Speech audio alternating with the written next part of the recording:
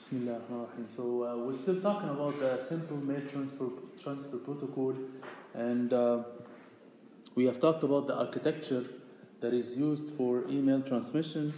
So we said that it starts from a client which pushes the content of the email to the local server, and then from the local server to another remote server using the push. So push, and then from this remote server, the email client on the other side can pull this information. So in terms of services and processes, the architecture or the protocol defines what we call mail user agent. This mail user agent is just a process, a client process or a service. You will not see it. It's a service that's running as part of the operating system.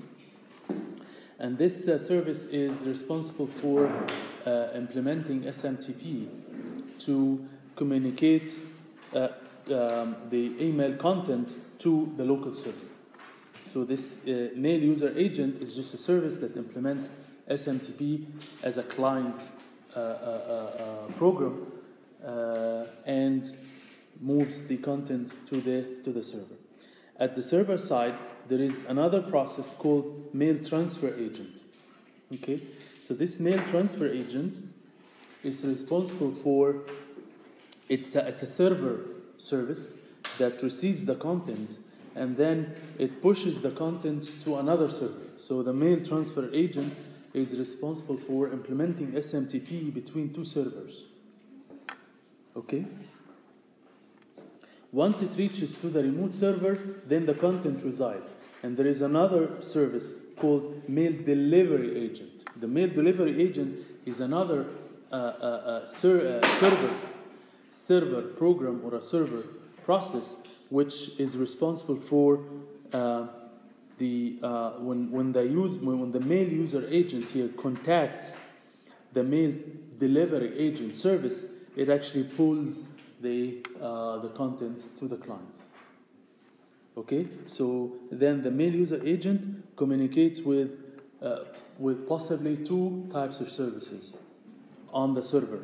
One is the mail transfer agent using SMTP, and another type of communication is to communicate to the mail delivery agent using what? Using POP or IMAP or webmail and so on. Okay, so these are the services that run on different machines to facilitate the end-to-end delivery of an email. Okay, any question about that?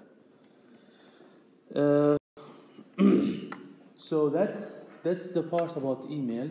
Another protocol which is commonly used, of course, nowadays we don't commonly use Telnet. We use secure correspondence, or what we call SSH.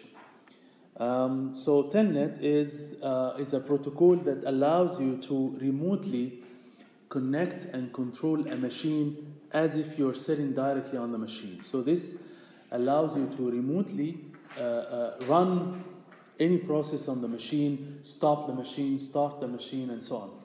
So remotely connect to that machine.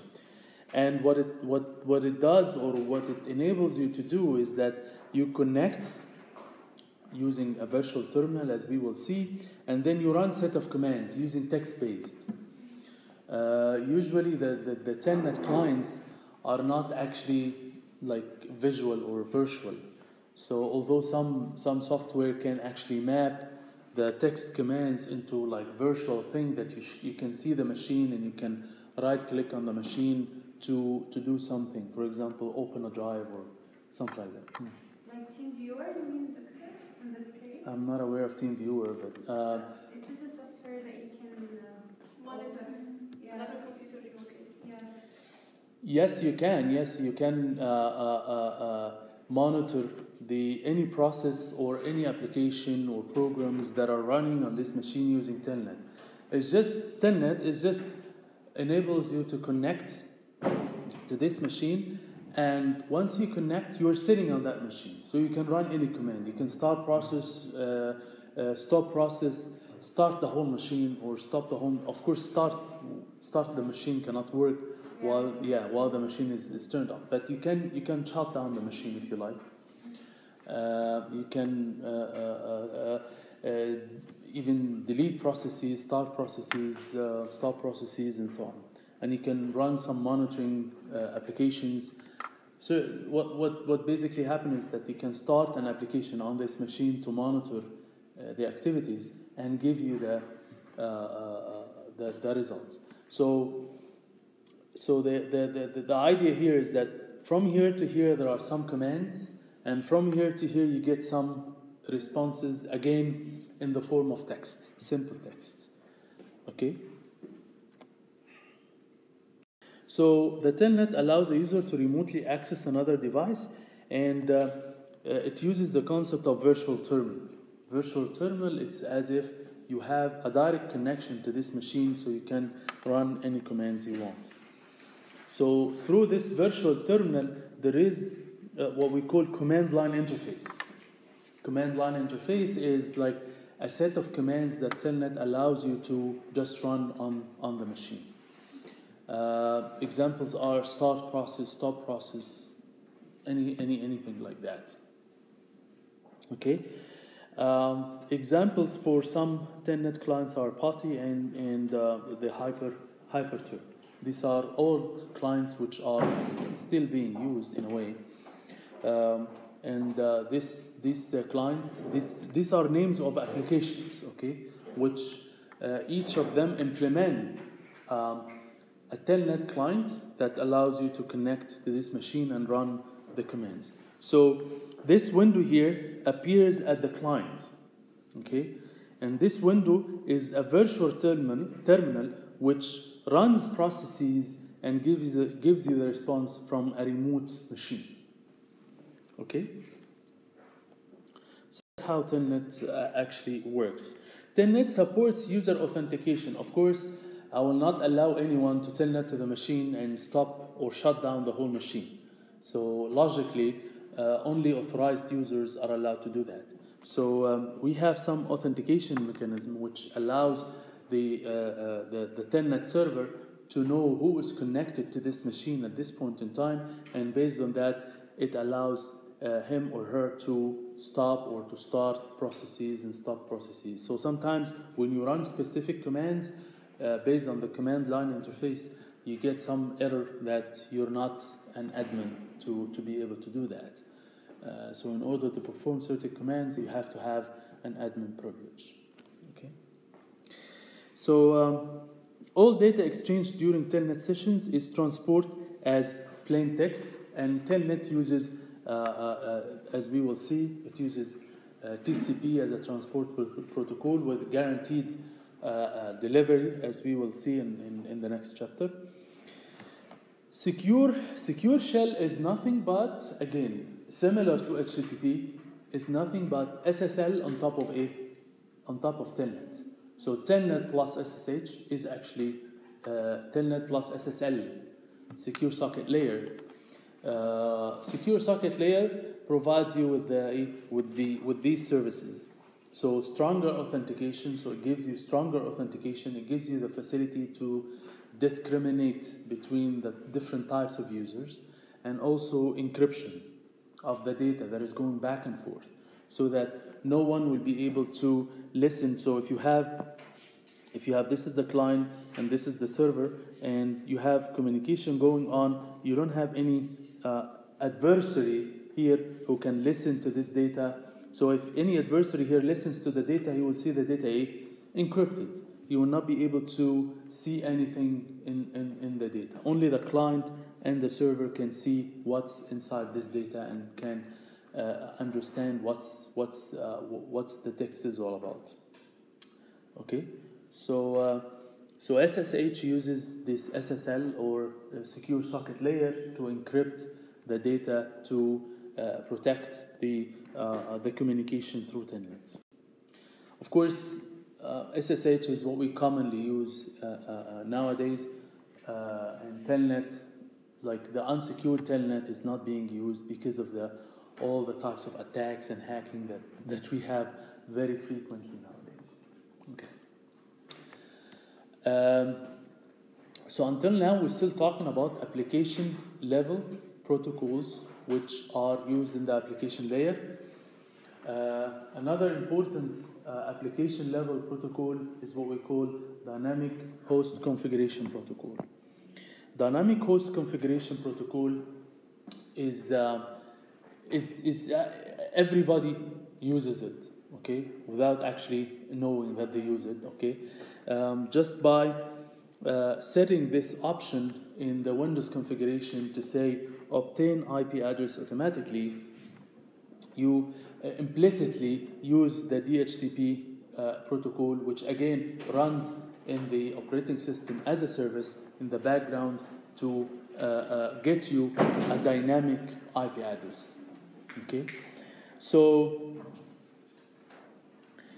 the assignment of the IP address can take one of these two options. The static IP address, which is what we used to use way in the past, like by checking on this option here. So we use the following IP address. So, and then we write specifically, we write explicitly here the IP address that we want to use. So we want to discuss what is wrong with that.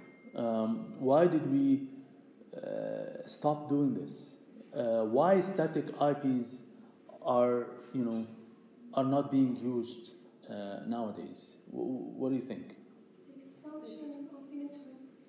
Expansion of the network, which leads to more capacity. If you are going to make it manual in each device, or sometimes you don't open your device for a long time, and the IP is used for this device. So maybe a device is used once and never used again, and it got an IP. So this IP will be stored for that device only. So we need it to be changed dynamically. That's all very good thinking. So both of you are perfectly right. So so the static IPs, if they are used or if they are assigned by certain machines that are not using these IPs, then we waste these IPs. And of course, that was maybe tolerable maybe 5-10 years back. But of course, because of the expansion of the internet, which happens exponentially, we started to have big shortage of IP addresses. And in fact, in chapter 5, we'll discuss a revolutionary reaction to this, which is what we call nowadays IP version 6. So nowadays, we actually suffer from the shortage of IP version 4, and we will talk about why. So one mitigation action is to say, okay, so we have a server which hosts all the available IPs, and we will give the responsibility to the dynamic host configuration protocol server. So there is a DHCP server that runs on the core network. For us here, it runs in the ITS servers. Okay, so this DHCP server is responsible for managing and assigning and unassigning these IP addresses dynamically. Okay, based on initial connection between our DHCP client that starts on our machine and the DHCP server on ITS. So whenever our machines start, they connect to the existing DHCP server, and we'll talk about how. And through an initial call, it asks the DHCP server, please assign an IP address for me. Okay? So what happens is that the DHCP server assigns any IP address in the range. Of course, if the user is a regular user and you open your machine every now and then, you see that the IP address remains the same. So the DHCP server is smart in a way that it remembers what is the last IP address that you used, and if that IP address is not being used by any other one, it assigns it to you again and again, so that you can maintain that IP address for a longer time, and in that case you don't experience any interruption in your services. Why is that? Because your IP address is actually exposed to the outside world, and if you're running any server on your machine, chances are people will connect to your machine using that IP address. So they will know it. They will know your IP address through another service, which we will talk about. So your IP address gets exposed to the outside world, and people will try to connect to your machine. So if your IP address changes, then these people may have some, interrupts or some, interruptions to the service when they try to connect to your machine, and it happens very frequently, especially for peer-to-peer programs, for some applications that run and start some server sockets on your machine. So DHCP is used to mitigate the shortage of IP address, and what happens is that it defines certain configuration for an IP, and this will be covered in chapter 5. So it defines what we call an IP address, a DHCP subnet mask, default gateway. You will know all these parameters in chapter 5. We'll talk about them in details. So each of these service providers, they run their own DHCP server. So there is one here, there is one here, there is one here. So chances are when you connect to any service provider, for us to say that the immediate service provider is actually the ITS. Okay, so we connect to the DHCP server and we get a dynamic IP address in the range which is assigned to that ISP or to that service provider. The DHCP servers can be any server on the LAN. Okay, the DHCP server is just a software. It's a software service that may actually run on this router, for example. It can run on this router, for example, and we will, as we go through chapter 5, we will realize that in our homes we have DHCP servers running on our home routers. Okay, which connects to another DHCP server which running on the servers at Ooredoo. Okay, so Ooredoo assigns a dynamic IP address for you, and you have only one IP address at home, but you have multiple machines. So there is some kind of a design that has to happen, which we will talk about in chapter 5. Which allows this IP address to be mapped to multiple IP addresses on your home network, and that happens through the DHCP server that's running on your home router. Okay. So in other words, this DHCP server is just a service that may run on any machine. It can actually run on one of the machines. There's nothing wrong with that.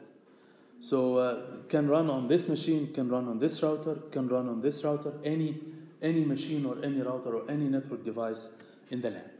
Okay.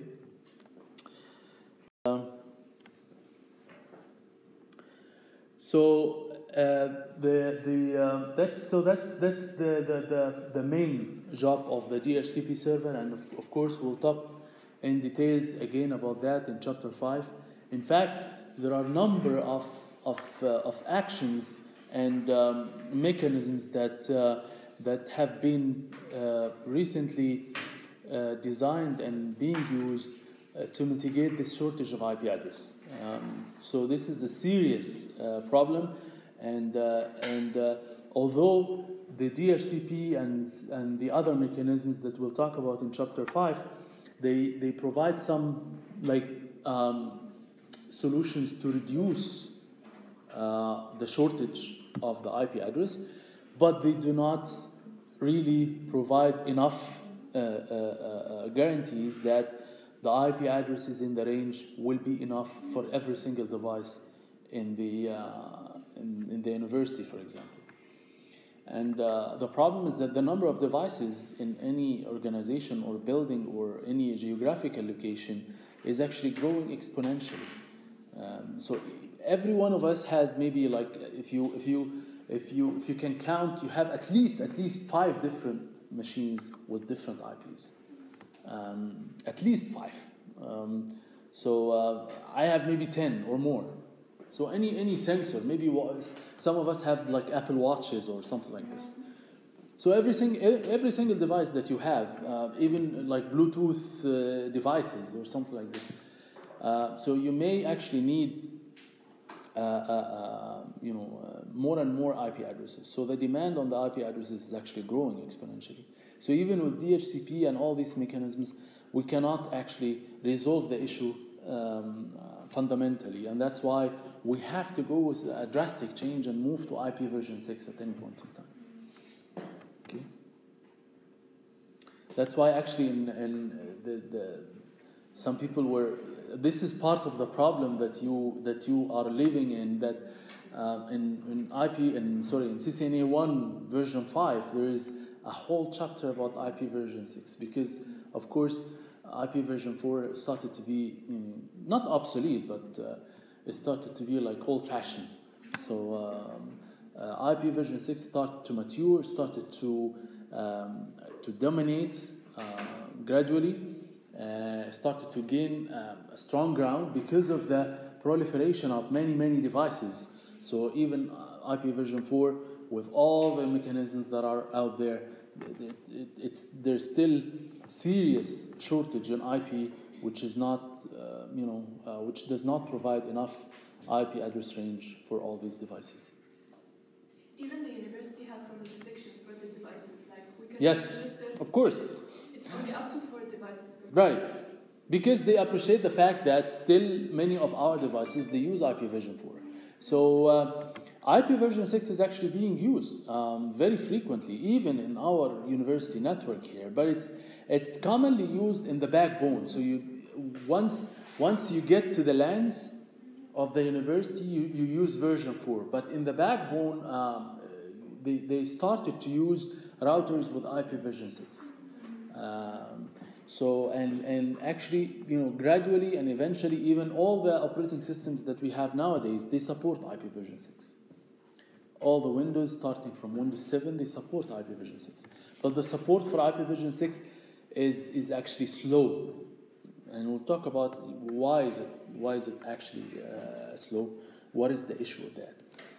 So domain name system, of course, we're familiar with that. So domain name system is responsible for mapping the IP address. So when we say google.com, we don't know the IP address, and we're not supposed to know what the IP address is. But the DNS maps this text into an IP address. Okay, so we don't type that. We actually type the text. We type the URL as a text, and then the DNS it uses like some kind of a lookup table. Okay. So again, DNS runs as client-server, uses the client-server model. So you have a DNS client that runs on your machine, and again, it connects to a DNS server, which runs at any device, whether it's a workstation on the LAN, whether it's a router or anything. Okay. So the DNS allows users to use the domain names instead of IPs, because the use of IPs is not actually it's not an accepted way of web browsing or using any service on the internet. So the name resolution, or the mapping between the URL or the text and the IP address, which happens inside DNS, works this way. So this is the DNS client which runs on your machine, again as a service, and this DNS client connects to a DNS server, and again this server can run on any server machine on the LAN, any workstation, router, ITS server, anything. Okay. So the way that you recognize any DNS server is simply by saying, okay, first what you do is that you say you send a broadcast on the network saying, where is the DNS? Okay? And then everybody will be able to receive that call, and only one will respond, which is the DNS server on the LAN. And someone will say, it's like we are in a meeting, who did this?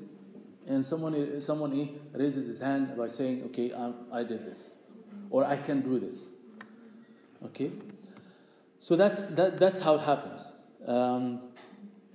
So that's a simple way of recognizing where the DHCP server is or where the DNS server is. So once your machine starts, it has to do a little bit of work at the beginning. It has to send a broadcast to say who is the DHCP, and then maintains the connection to the DHCP. What is the DNS, and so on. Okay.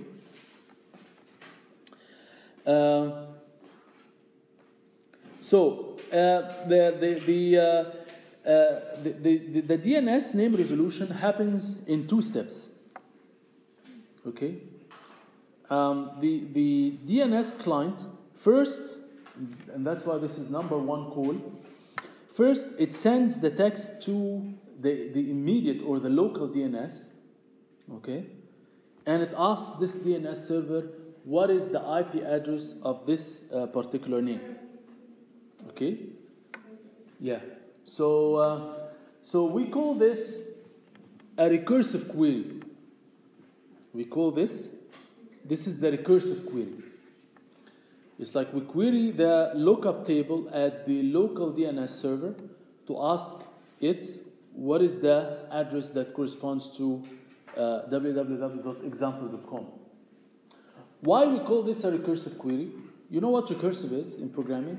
So you call someone who calls another one to get you the response. So the DNS server will then ask itself, do I have this in my lookup table? If the answer is yes, then it sends the response right away. So this will be 2. However, if the answer is no, well, that's bad news, because then this DNS server will have to send this call recursively to multiple DNS servers to search one by one. Okay? So we call this an iterative query. Okay? So this is like a one-to-one call. We call it an iterative query. Okay? As you can imagine, this recursive query then may take very long to get a response back. Depending on, of course, after some time, Google.com will be, in no time, will happen in no time. Because what happens is that when you get the IP address of any URL, you store it in the cache. Even in the client here, you store some of these responses in your cache. So that you don't have to get to the DNS server for every single server, for every single URL. You don't have to do that. You can just store it in a cache here. So same thing. So the server of course maintains a longer lookup table with all possible IPs for different servers and stuff. Okay. So chances are, if you call the DNS server, there is a 90% chance that you get it from the first call. But there is 10% chance that it does not exist on the server, in which case you have to go through the iterative queries. Okay? This may possibly lead to the fact that you have to wait for maybe a few seconds, 10 seconds, 20 seconds, and depending on the timeout that's configured on your web browser, you may get something like this. Okay? And it happens sometimes that your browser times out before the DNS reply comes. That doesn't mean that this server does not exist on the internet. Like if you say example.com and it doesn't come up on your web browser, this can possibly mean one of 2 things. Either the server indeed does not exist on the internet, or the DNS server is taking a long time to get you the response. Okay, so the web browser will time out and will give you this page, but the recursive query is still running. Okay, so you may have a good chance that you try again and say refresh and ask for the same URL, and you get it the next time. Why? Because by the next time, the server, the DNS server, have received the response. Okay, so the next time it stores it in the cache, so it gives it back to you right away. Okay, which is an interesting scenario. And this happens, of course, this happens less often, maybe 5% of the time, that when you try to access some specific servers that are not common. So in this case, you have a good chance that the IP address is not stored on the DNS server. So the DNS server has to fetch it through some iterative queries. And that may take a long time, in which case the browser may time out. Okay?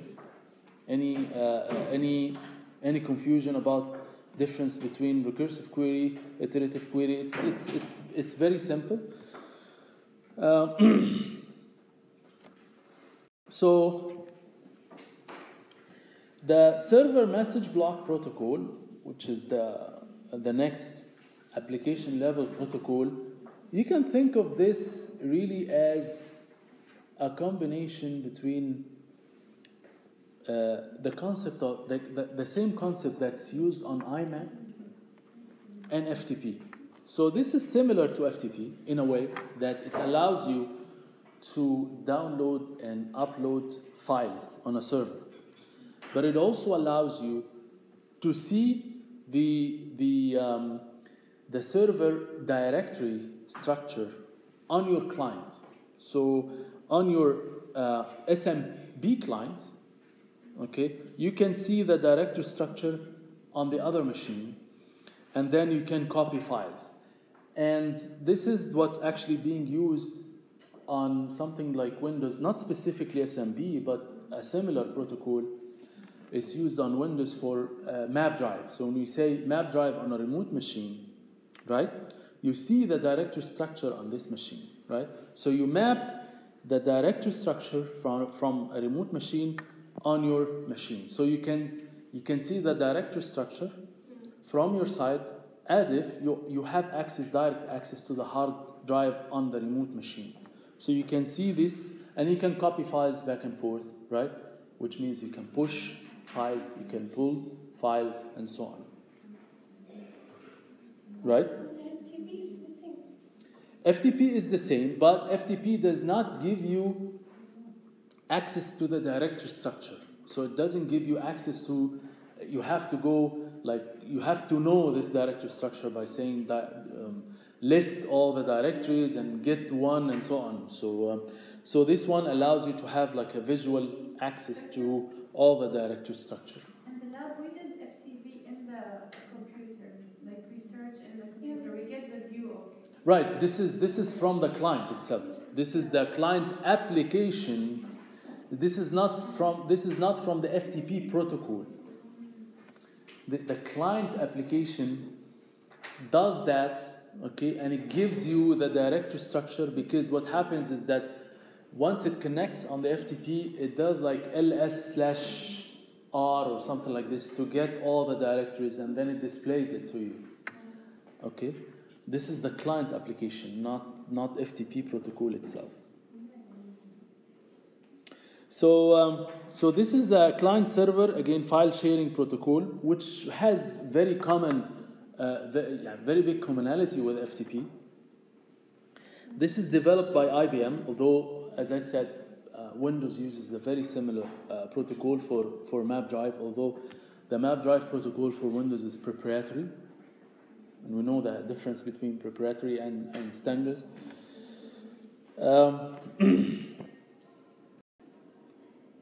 So it uses the request response mechanism, which means that for every single if you click on any directory here, it sends a request. So that's why I said it's similar to IMAP in a way that when you click on any directory, it sends to the SMB server and it comes back. Okay, which is different from the concept of FTP. That FTP, you say download file or push file to the server, and it happens only once. It gets the whole content and stops. But here, for every single click you have, so it's kind of similar concept to what we do on IMAP. Okay, so unlike FTP, clients here establish a long-term connection to the server. Okay, and it uses only one TCP connection, long-term, and for every single click you have to send a request, get the response, send a request, get the response. Okay, unlike FTP, when you get a file, you open a TCP connection, you get the whole content, and you stop the TCP connection. You stop it completely. That's it. If you want to get another file, then you have to do another connection, get the file, stop, and so on. And that's how it works. Here, we have a TCP connection which lasts the entire communication. For any single click, you send on the same TCP connection a request to the server to ask it, give me the list on this directory, and so on. And then you mark on one file and say download, then on the same TCP connection, on the same port, okay, it gives you the content of this file, and so on. So it maintains a one long-term TCP connection with the server for both requests, response, data, everything. Okay. So client can access resources on the server as if the resource is local on the client. Okay. But here, this is different from Telnet, is that you do not run commands on this machine. Okay, so there is a difference between the two. This is for file exchange. Telnet is for controlling the machine. You run something on this machine, you stop service, you start service, and so on. Okay? So SMB, similar to FTP, runs on TCP. Okay? And prior to Windows 2000, Windows 2000, it uses some kind of proprietary protocol which we call NetBIOS. And NetBIOS is used similar to SMB, is used for map drive, to map drives on your local machine. SMB is used on Linux and Unix. And another protocol on Linux and Unix called Samba, which is also using the same concept, like SMP and NetBIOS. Okay. So, so this topic is a little bit long, and we'll just start it now, and then we'll continue probably next time. Until now, we've been talking about the client-server protocol. So all the protocols that we talked about so far, they use the concept of client and server, which means that there is one client that always initiates the communication, whether it's push or pull or send a request or anything. So the client is always the one that initiates this communication. There is the concept of peer-to-peer networking and applications, which eliminates the server from the picture. So we are all peers on the internet, and we want to exchange files, we want to do some communication, and so on. So each one of us is peer, which means that none of us is actually a server. So I can initiate a communication to you, you can initiate a communication to me, similar to like a chat program. Okay? So so the first thing is that we have to get introduced to each other. Because, I mean, the server uses some kind of a fixed IP address, and it's known. So I know this FTP server by saying ftp.x.y. I know that the address of this FTP server, so I can communicate with it. But now peers are the peers are not initially well known on the internet. Okay, so the good thing about client and server is that the server is always known and the client always initiates the communication by knowing the server name, so the communication happens smoothly. Here, the puzzle or the problem is that initially peers do not know each other. So two or more computers are connected via a network and via the internet, and can share resources. Can share resources can share files, can share anything. Everything that we have done before, whether exchanging files, whether controlling machines, whether whatever, can be done in a peer-to-peer, which means that everybody on the internet can potentially provide a service or access to his or her machine to you. Okay? Which potentially means that once you start the application in that model, your machine becomes a client and a server at the same time. Okay? So everybody starts any application in that category, your machine will become essentially a client and a server at the same time. If you don't want to.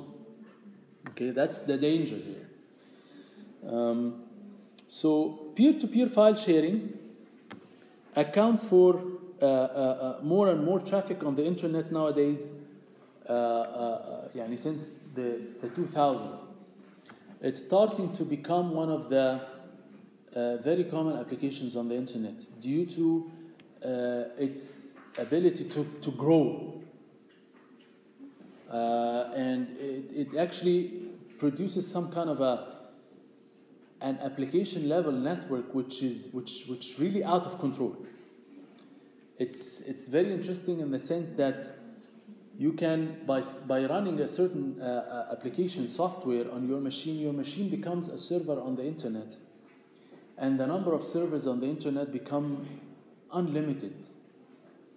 Okay, and you can see thousands of servers, thousands and millions of servers in a matter of seconds. You can have access to all these servers on the internet, which facilitates the robust and fast exchange of files. Because if these softwares are smart enough, they actually can connect to multiple servers all at the same time and get the content of one file from 10 servers at the same time. So you can get the content of that file in no time. Okay? So that's a very dangerous concept because it's out of control, and actually there is some legal issues related to that like for a server it maintains certain set of files, right? So if there is any problem, any confidential information on this files, you can sue the server owner. So it's one single server. But now the servers, anyone on the internet can act as a server. So I mean, sue who? So it becomes out of control. So that's why it's a very interesting paradigm. So we'll continue next time.